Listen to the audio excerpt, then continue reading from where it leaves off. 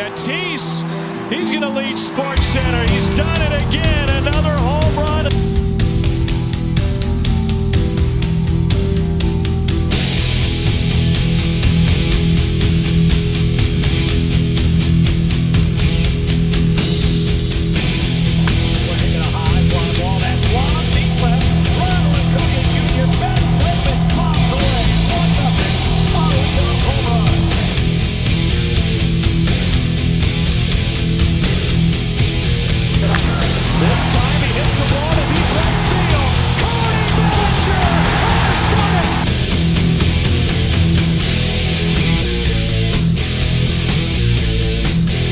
Welcome back to the Chasing 2 podcast. I'm Blake Frazier alongside my co-host Dylan Smith. Dylan, it's been a couple weeks since we've recorded one of these. I was down in North Dakota calling some hockey games. Now I'm sitting in quarantine back in Canada, so not too fun. Lots has happened since we've last talked on this podcast.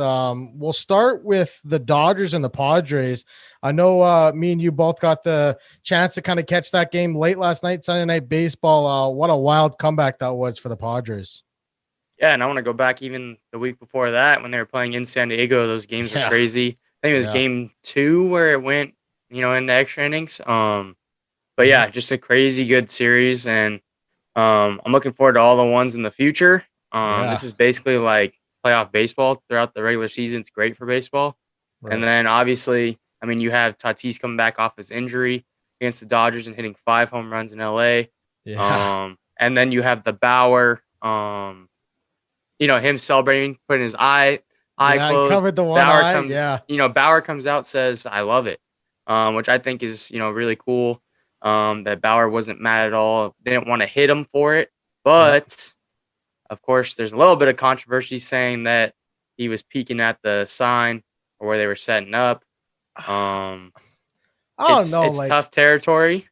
Yeah. Dave Roberts went on, and did an interview yesterday, and they asked him about it, and he said, if that is the case, it is noted. And somebody said, by noted, do you mean that the catchers are going to have to make adjustments? And he said, no, that's not what I meant by noted. So obviously, he's saying if this was the case, Tatis, make sure you got the double ear flaps on. Yeah. But here's my thing on that. That happens lots throughout the game, right? That's like players. Yeah. If players get a chance, good for them. If you can see the sign, good for them. That's on the catcher, in my opinion. Cover your sign so the batter can't kind of look at it. But that's just kind of the gamesmanship part of the game. But it was crazy how on the 23rd, Tatis hit 2 homers at Dodger Stadium on the same day that his dad hit 2 grand slams in the same inning when he's on the Red Sox. That was pretty cool. Yeah, that's baseball's a funny sport. Obviously, a lot of weird stuff happens. We're in a, my closing thought is going to be something a little interesting. Yeah. But another thing that I want to bring up, in this series is after that game where, Tatis goes yard twice off Bauer. They have a little exchange on Twitter. It seems like all fun. Basically, Bauer says, just ask me next time. I'll tell you where I'm throwing it. Right. Tatis responds with a picture of him holding Bauer, putting Bauer's head on the baby. And then Bauer responds with, you and Manny, make a cute couple. So little background about that. Bauer's openly said that Manny Machado is his dad because he owned him all those years when he was on the Indians. Yep. So, fun for the fans. Hopefully, behind the scenes, I'm sure they're cool with each other. Probably, it's probably all showmanship and just having some fun. And that's what the game needs. It's growing the game. People are getting interested in it. They want to watch these games. Unfortunately, we had to listen to the ESPN broadcast for Sunday Night Baseball, but you don't like it. You don't like A-Rod on the broadcast? No. I see. He brings that player aspect to it. I'm not gonna say he's a great broadcaster, but he knows what he's talking about. Like, he might not be the most likable guy, but I do think he brings pretty good points to the broadcast. Maybe he drags down Matty V a little bit, but I'm not a big fan of. I don't think she was on there last night. I only caught it at the end. I'm not sure.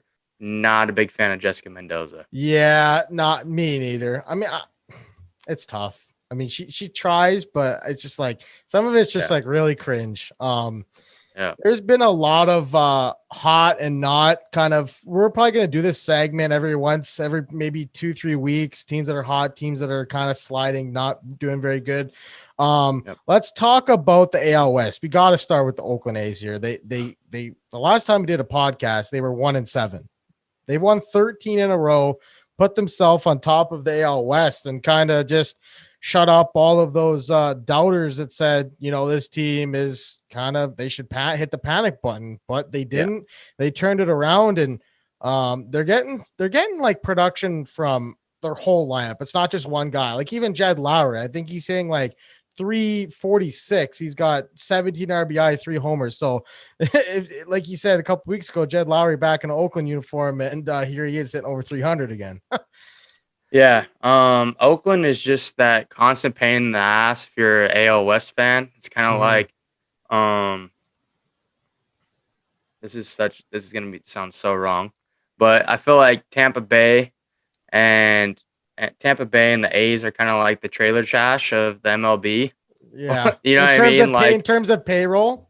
Yeah, like, no offense to anybody that lives in a trailer park that's listening to this, but like, you're thinking of they're bottom of the barrel. Right. So, I think that the A's are just those guys. They're just constantly annoying. They're just scrappy. That little brother that just, you want to go out with your friends. Hey, your mom's like, can you bring the little brother? Can you bring him with you? He just won't go away. That's the A's. And not surprised. Like, I'm not surprised at all, just because this team, obviously Matt Chapman is one of the best third basemen in the league. Matt Olson's been great to start the year too. Matt Olson's going off. Obviously, like you said, Jed Lowry. I haven't looked at Elvis Andrus' numbers, but obviously Semien hasn't been doing too hot for your Jays. Yeah, he's not doing very good. So, I mean, it hasn't really been that big of a loss. Grab those blinds real quick. Yeah, real quick. Real quick. It is in my eyes. But at the end of the day, like I was saying, the A's are going to be good. They're going to be there in the end. They're going to be there in the end. Yeah. On the flip side of things, you look at the Astros, who would be our not hot team for the West. Mm-hmm. And, before facing the Angels this past weekend, and, we'll get into them a little bit too, they lost 8 of 9. So took 3 or 4 from the Angels, which has crawled them back in the AL West. They're 10-11 now. But the Angels were injured. Obviously, Trout gets hit in game 1. Yeah. He missed that whole series, right? It's his first game back today. Right. Yeah. So no Trout, no Rendon. Obviously not as big of a name. No Max Stassi. And then obviously Dexter Fowler, is out for the season now. Right. So, the Astros kind of got the Angels at a very vulnerable time. Yeah. And then that Angels team that we were just talking about, like we said, they're unhealthy. They lost 5 of their last 7, but they won yesterday, and they're healthy tonight. Rendon's back. Trout's back. Lagares is back. So the depth is there again, and they're playing the Rangers. So these are 2 teams I could see taking off from here on. Right. One more thing with the Astros is they had that little mini COVID outbreak where Bregman was on the COVID list. Altuve is yet to come off that COVID-19 list, so he's still out of the lineup for them. That's obviously a very important bat for them. But yeah, the Angels. Obviously, Mike Trout's the best player in baseball. Rendon's probably the best third baseman in baseball. So. I think we have to just throw it in there. Obviously, Seattle's off to their hot start. Yes, 100%. I think the schedule's kind of been in their favor, but also their bullpen is only giving up like 3 runs in the past like 15 games. So, right. I mean, when you're locking down games, you're gonna win games. And they're scoring obviously. a lot of runs too. I think they've scored I think they scored 101 runs. So they're and they just got Kyle Lewis back off the IL. That's gonna be. So we'll give a little love to the Mariners. I want to see it for another 2 weeks and we'll see what happens. Obviously, we're gonna do hot or not in 2 weeks too, and we'll see if they're still in second place. Yeah, this will be a segment we do every couple weeks. Let's hop over to the AL Central, the Royals. They just lost their first series to Tampa Bay not very long ago, but man, this team, I had them finishing third in the AL Central. They had a really good offseason, I think, like a sneaky good offseason. I like Benintendi. I like Carlos Santana. They're 14-7. They've won 5 in a row. They just swept the Tigers. This team is off to a good start. Yeah, I think we should celebrate these mini victories. They might be on top of the Central in April. Do I think they're going to be on top of the Central in September? Probably not. No, I'm not trying to be a buzzkill, but they've won 5 in a row. They're hot right now. And with that being said, the White Sox got off to a bad start, but they're heating up now. And they're only 2 games back of Kansas City. So, and I don't know if you saw Kopech's outing the other day, but yeah, he was good. Man, if they're adding Kopech to that rotation, once Lance Lynn's healthy, Giolito, Lynn, Keuchel, Kopech, I mean that's. So what happened to Lance Lynn? I think he's he's on the IL right now. I'm not sure. I think it's I want to say a trap. Like they were saying, like it was like a trap injury, I think. Gotcha. So, yeah, I'm not sure, but the team that's definitely not hot is the Minnesota Twins. Yes, oh man, I don't know where to start with these guys. And we didn't like their pitching to start. We didn't like their pitching before the year. It's I don't know. This team was a lot like the A's. They went through that COVID outbreak. With Anderson Simmons kind of was the first guy to test positive, then it kind of just a downward spiral from there. But they've lost 8 of the last 10. They're just giving away ball games. I mean, they had that one game against the A's where they were up. They had 2 to 3 run leads and they blew them all. They lost in extras. Donaldson, can this guy stay healthy? I love Donaldson to death, man. I do, but man, this guy's calves, this guy's hamstrings, they're just not 100% any single year. Yeah, definitely. They're always barking. Another thing, with the Twins, they're 7-13 right now. They're back 6.5 games in the Central. Yeah, that's a pretty deep hole for April. And the White Sox aren't even like the powerhouse that we've expected them to be. You know what I mean? Like that's even worse. I think for the Twins. Well, you gotta also think so. The White Sox started off 1-3, right? And since then they are 11-6. So I guess they are kind of turning it around. Yeah. So they've been pretty good the last 12 games ish. And it's only going to get easier once you get into playing Detroit over and over again. Cleveland is not good. I mean, Cleveland's got Bieber, right. And then you got Plesac and McKenzie that are fun to watch, that rotation, but Cleveland's not good. No, definitely not. So soon here, the White Sox are going to be having some pretty... I don't want to say smooth sailing, but in a sense it kind of is. Because they're that good. They're that good. So the White Sox just have to take care of the Twins at this point. And they have multiple games in hand. And then obviously you just have to get on top of Kansas City, which I can see happening within the next 10 days. That's pretty much all we got for the AL Central. But if we go down to the AL East, the Red Sox are good. A surprise. They have been a surprise. 14-9 to start the year. Kind of road dogs. They've won 6. They're 6-1 on the road. But the offense, I knew that their offense was good, but I didn't think it'd be this good to start the season. They've scored the most runs in baseball. They have the third best run differential in the league. So if their pitching can just be just okay, I think they'll win a lot of games the way this offense has been playing. Yeah, and I mean, I'm gonna take the credit for telling you that the Sox lineup is good at the beginning of the season. You're on Yeah. that hype Jays. You were just too hyped for the season at that point. So I think you had the blinders Yeah. on. Yeah, a little bit. But JD Martinez has been going off. Yeah. Last year, that COVID season, he had a terrible year. Clearly, just coming back and being himself again makes his team, of course, obviously a way better team. Yeah, And then 100%. Alex Verdugo has been good. You got a little rejuvenation out of Marwin Gonzalez so far. Kike has been pretty good.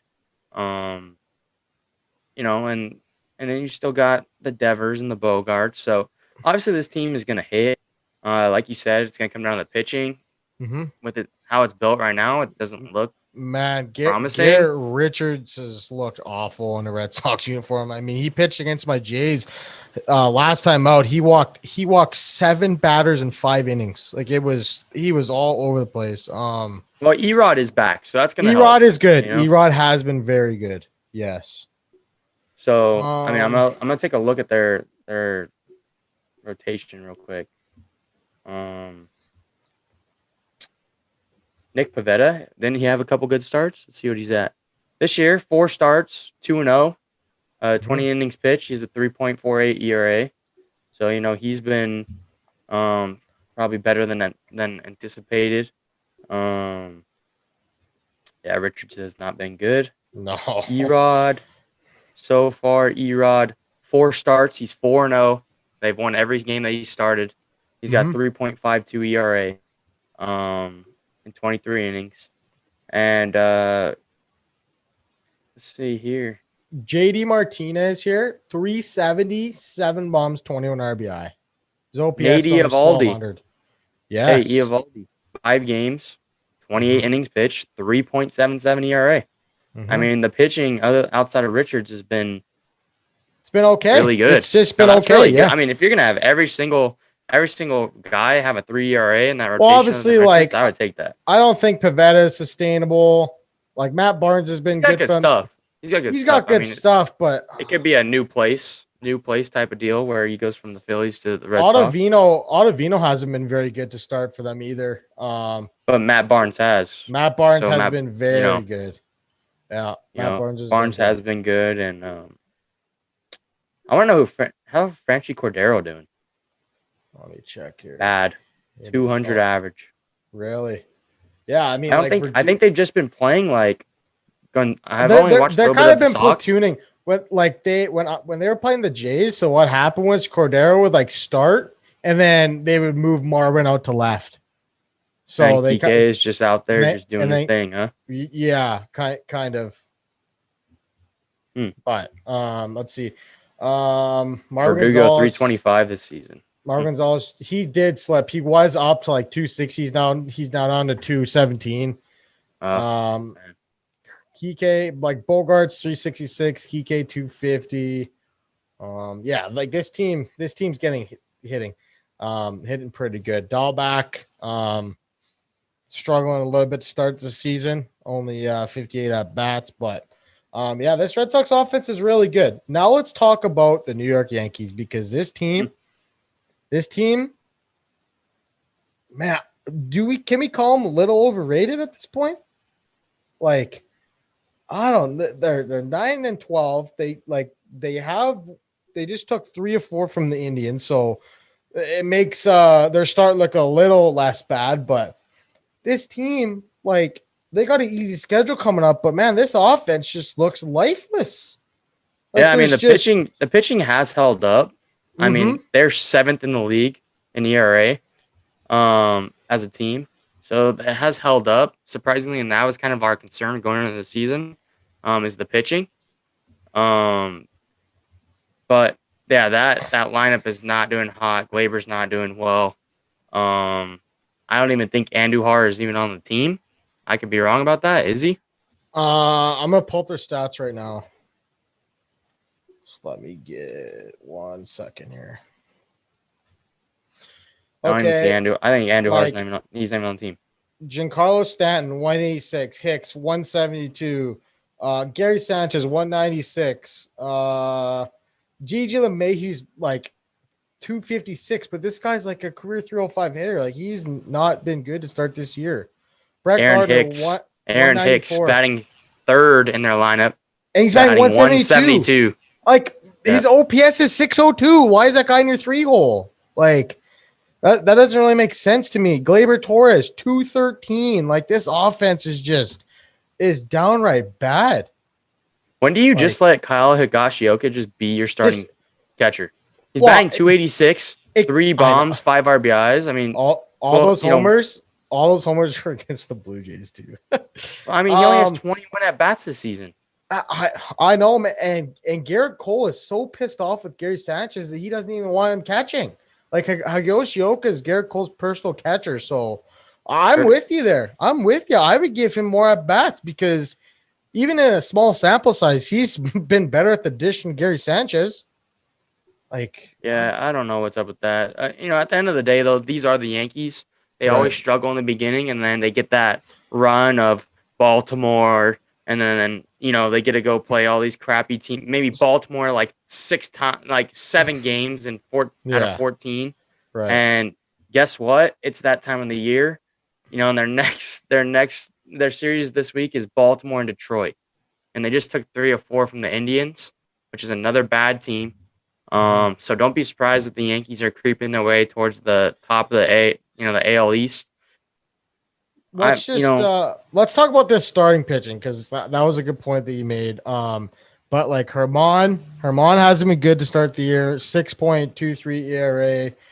Montgomery 4.5. Devi Garcia 27 ERA. Oh, never mind. He's allowed 1 run today. Okay, that makes sense. Corey Kluber 5.4. Jameson Taillon 6.23. Like, geez. They got to pick that. They're after Cole. It's got to get. Yeah, I mean Cole is obviously helping that pitching. 100%. Stay towards the he's top of the 3-1. leaderboards there. He's 3-1 and 5 starts. So, yeah, 100%. So like they have a couple arms that are helping. The bullpen's been pretty decent. Yeah, their bullpen's been good. So, I mean, like I said, like I was just getting into, they got the Orioles this week, and I'm pretty sure Detroit's and they got that. And they got the Tigers, correct? Yeah. So it's that time of the year. Let's see. I want to look at their schedule the next. What do they got? They got the Orioles, the Tigers, but then they have to go Houston, Washington, Tampa. Mm-hmm. So kind of 2 weeks good, 2 weeks kind of could be competitive. And then they got the Orioles, Rangers again. Orioles, Rangers. Like they always get these back-to-back series. Like I don't think that any other team, might be a conspiracy, but I don't think any other team gets this easy of a schedule every year. Like where they have spurts where they just play crappy team after crappy team. That's 7. That should be 7 wins in a row right there. Orioles and Rangers for 7-game stretch. Like with the Yankees, how good they are, that you should win all those games. But baseball is a funny sport, and sometimes that doesn't happen. But let's go over to NL West. The Dodgers, obviously the top dog, 15-7. Although the Padres did just take 3 or 4 from them at home, like you mentioned at the top of the show. But damn, this team is just top to bottom, just super good. Yeah, they're hitting a little injury bug right now. Zach McKinstry, who came up and has been, one of their guys to start the year. Bellinger's hurt. He's on the IL now. Bellinger's on the IL. So, they are hitting the injury bug, but the pitching is so lights out. You got Kershaw, Buehler, Bauer has been really good. He's looking like the guy that they signed for that massive deal.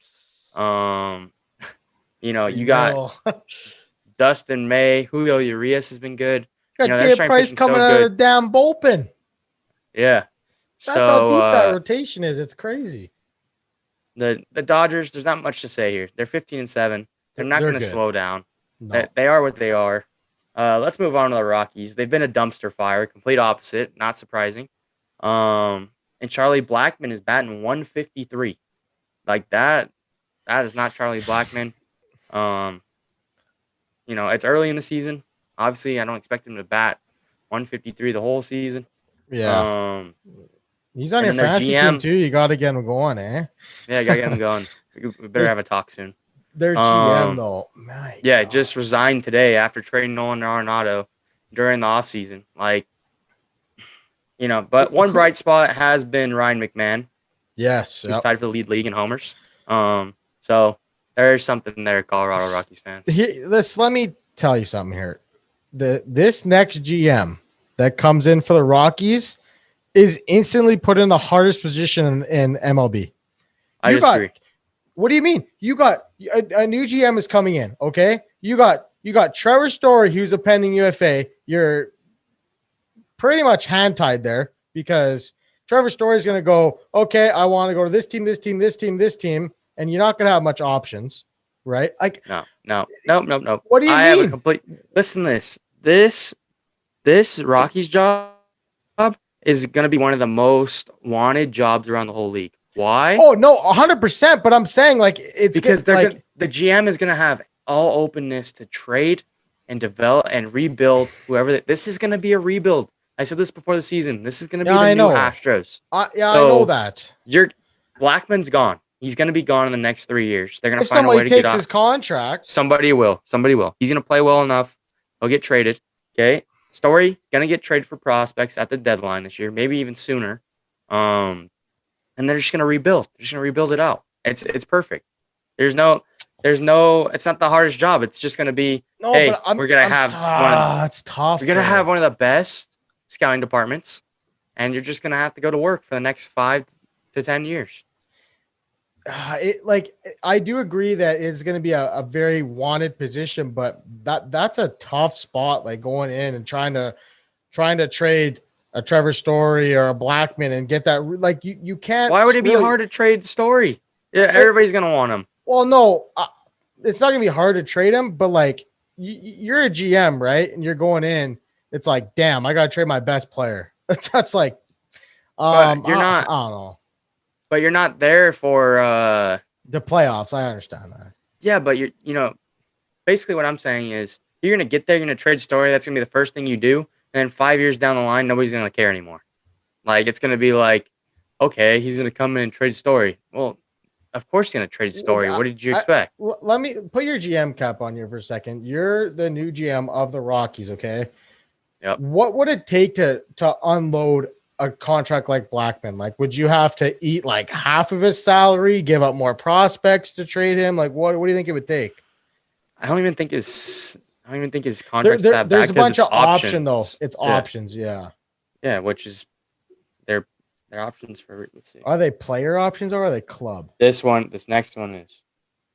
Okay. This next year, and who knows? I mean, let's see. He's guaranteed $20 million. No, okay. Listen, he's getting paid $21 million this year, and then you would have to pay him $21 million next year, and the year after that is only $13 million. Club option. Or player. This is just saying that.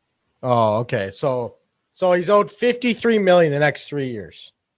Well, this year, half that's going to be paid if they traded him. Right. I don't think it's going to be that hard, bro. I don't think so. I mean, okay. You just need a team like the Yankees that are willing to, or even the Jays, Yeah, I Jays, like Blackman. You got the prospects. It's not going to cost you much. Maybe one guy.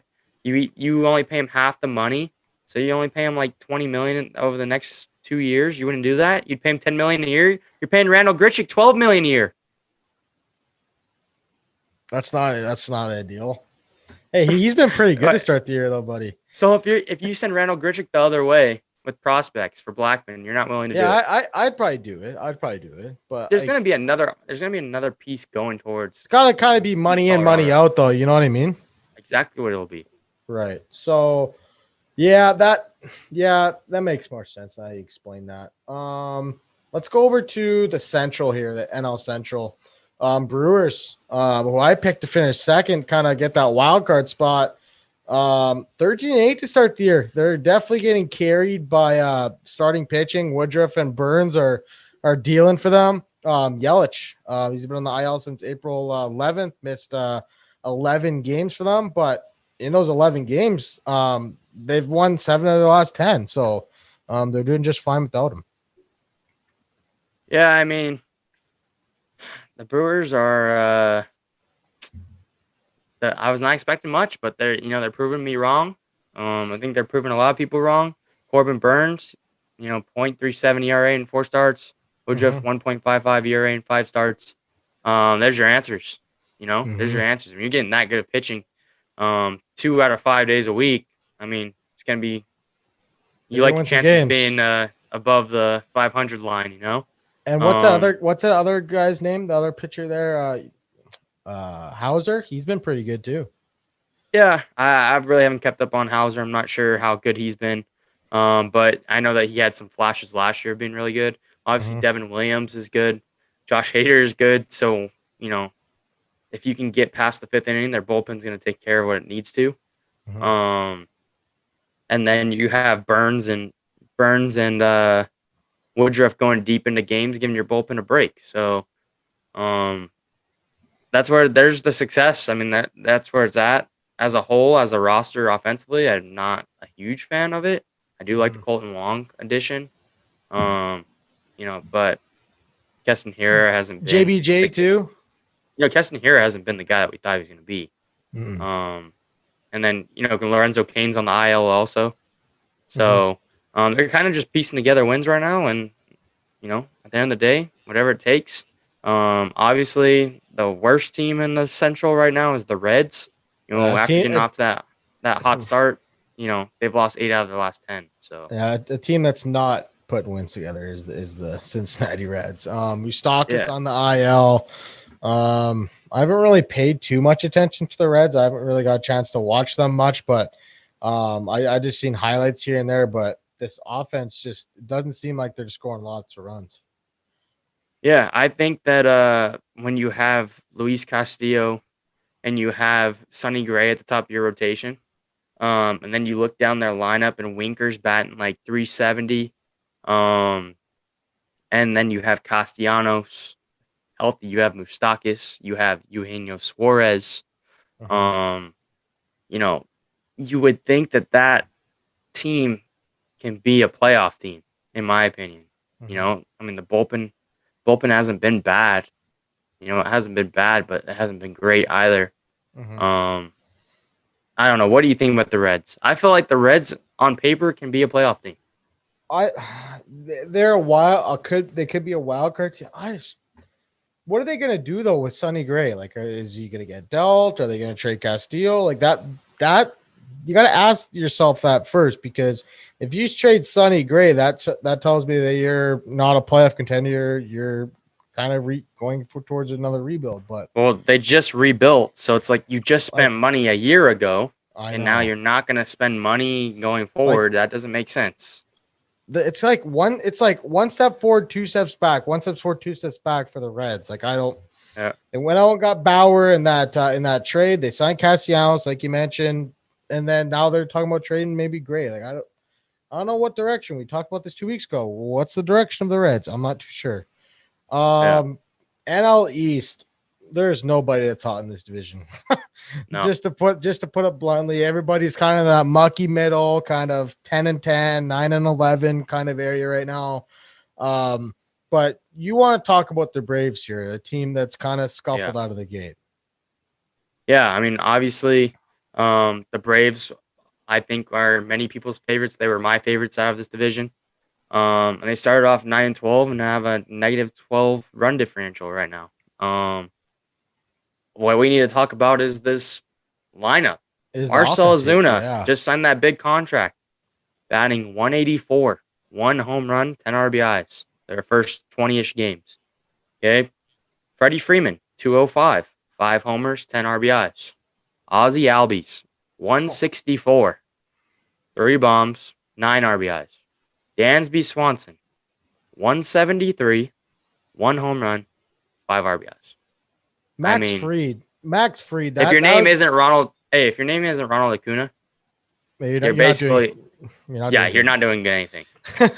But Max Fried, like that, if I was a Braves fan, this would be pretty concerning. Like 3 starts, he's got 11.4 ERA, he's allowed 15 runs in 11 innings, and teams are batting 426 against him. Like this guy was lights out in the postseason last year, and right now he's just not up to a good start at all.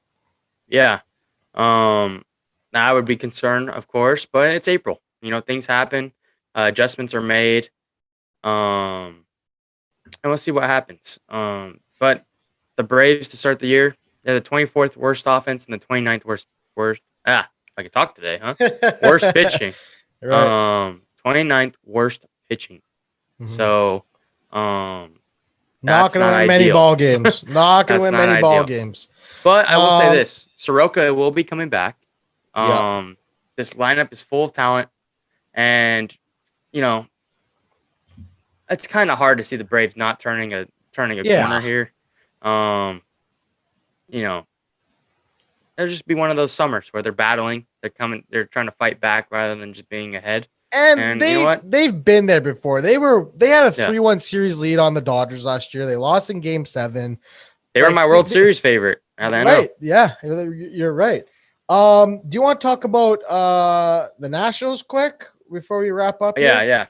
So obviously the Nats, also another team that had to deal with the COVID situation to start the year. Yeah. Josh Bell and Kyle Schwarber had very late starts. They're only 2 games back of first because, like you said, all the teams have been really crappy. But it's not looking great. Patrick Corbin has been really bad. I think Strasburg might be on the IL right now. Tell me if I'm wrong. I think so. I think you're right. I don't know what Scherzer's really been. Let me see here. take a look. I want Scherzer to get traded at the deadline. I want it so bad. I want to see him go to that's kind of like that Verlander piece that for the Astros a couple of years ago. You want him on the Halos? I know that. Well, who wouldn't, buddy? Let's see. Minnesota. Yeah, Strasburg is hurt right now. Yeah. And so is Juan Soto. When did he get hurt? I did not see that. It said he's on the 10-day injured list here. So let me read this here.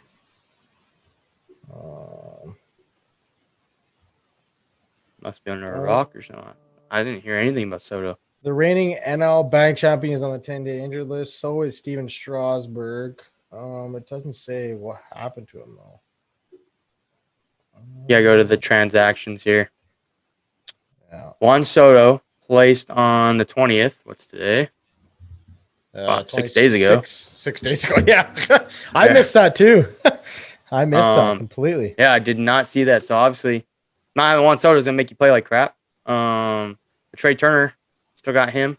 Hope that he can piece it together for you. But yeah, like you said, at the end of the day, this whole division is just gonna be it's just gonna be one of those years, I think. Like, are the Mets gonna take off? Like, are the Mets gonna pull away from the pack? Like, that's what I want to know. Like, is it gonna be the Mets or is it gonna be the Braves? That is the storyline right now. I don't know. I don't know, man. Like, the Mets are gonna like, there's the memes and stuff on them, but like, eventually they got to get good. No,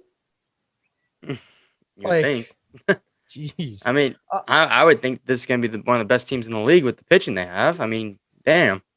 You're going to have, at some point, say everybody's healthy, you're going to have DeGrom. Right. You're going to have Stroman. You're going to have Syndergaard. You're going to have Carrasco. Mm-hmm. Like, Taijuan Walker. Solid. What's going on? You want to talk about the Mets real quick? Let's see this. Let's see the Mets. Let's just go bold. Not bold, but just big picture here. I'm trying to look at their average. I'm just going to look at their ERA and see where we fall here. They're 9th best in average, so they're hitting the ball. ERA, I'm sure they're really high, 6th. And I think they are under 500. But how many wins they have? What's the record? I'm going on to their site right now. How many runs they have? Okay, listen to this. What did I say? 7th best in average. They are 30th in the league in runs. Runs, and I think they're dead last in average with runners in scoring position too.